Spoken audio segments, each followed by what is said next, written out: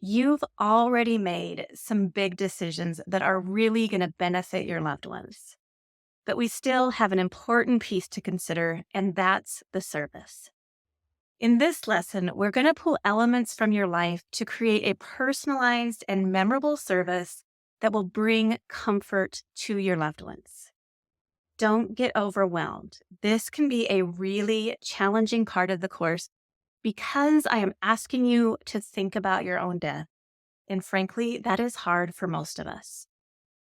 But I want you to shift your focus to how the work that you're doing here is ultimately going to support your loved ones and bring them comfort. Even though you aren't going to be there to guide them in person, you're going to be helping them. So let's get started. You've likely attended a variety of services during your lifetime. Just like the options for disposition, there are endless possibilities for creating a service that resonates with who you are.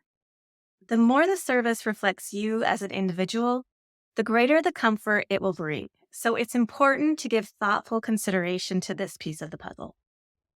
Something that I hear a lot is, I don't want a funeral. Like I said, this is all about you. So if you don't want a funeral, that's fine. But there are plenty of ways to acknowledge a loss without going the traditional funeral route. I'm going to share another story about my grandpa. I told you earlier that my grandparents had left a lot of decisions unmade, a few offhand comments here or there, but nothing concrete. But one of those comments was the exact guidance that we needed to give my grandpa an appropriate send-off. From the time I was small, when my grandparents would come to visit, every visit they took us to a supper club called the 28 Club. It's a classic style supper club that gives you shrimp cocktail and a little bowl of ice cream at the end of the meal. And I associate supper clubs with my grandpa. As we worked on the obituary and all the tasks that go hand in hand with death, my grandma mentioned that grandpa had once said that she should just take everybody out for one last dinner on him. So that's what we did. We organized a dinner for all the important people in my grandpa's life. My uncles and aunts, my cousins, my mom, my grandma, and I, we all gathered at a supper club near their home, a place where my grandparents had been many, many times. We sat around the table, my uncles toasted their brother, and we had a wonderful meal in honor of my grandpa. There were no eulogies, there were no funeral flowers. It was just a wonderful but meaningful evening. As people who were grieving, it was what we needed. It allowed us to come together as a small community with a single purpose. For a lot of people, that's an important thing to have when experiencing loss. It was also important that we honored Grandpa's wishes. And with that dinner, we were able to do both.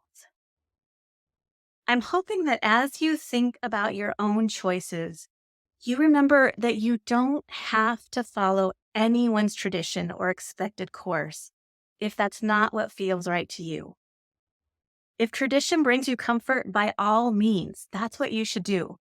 But if there's something else that rings true, allow that to inform your choices.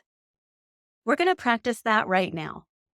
I want you to get your cell phone and I want you to open up to your photos. If you don't take photos with your phone, I want you to look around your home instead. Go ahead and do that now. As you look at your photos or your home, what are you noticing? Where do you like to be? What do you love to do? Who do you like to be with? What kinds of trends are you noticing? Here's my own example. Take a minute to look at these pictures. These are pics that I pulled off of my phone. What do they tell you about me? What kinds of things do you think that I like? You'll notice that there are a lot of pictures of the outdoors and outdoor activities. So what do you think is close to my heart? When I look at the pictures, I see love for all things outside, love for natural beauty, and enjoyment of the outdoors, whatever the season. And I see my friends and my loved ones. So it may not surprise you that when I think of what I would want for my final goodbye, it's certainly not taking place in a funeral home. That wouldn't be a good reflection of me. I would much rather prefer a bright memorial service followed by a gathering of my community in some kind of an outdoor setting. If it's winter, gather around a campfire. That would be appropriate to who I am. So look at your camera roll and your surroundings. Is there a recurring theme like food or pets?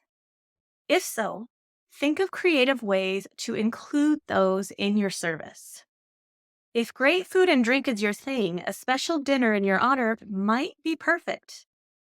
Are pets a big part of your life? You could ask that everyone meet up at the dog park.